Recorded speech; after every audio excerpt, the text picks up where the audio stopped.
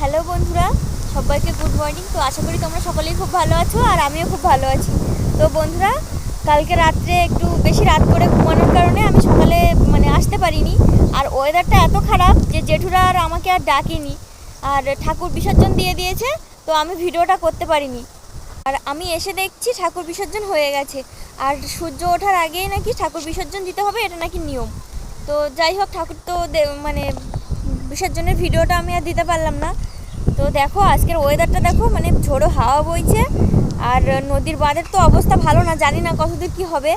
তো আমি এখন জেঠুদের বাড়িতেই আছি, আর রাস্তার দিকে এসেছিলাম কারণ ভিতরে নেট চলছিল না। আর আজকে জেঠুদের বাড়িতেই খাওয়া দাওয়া আছে।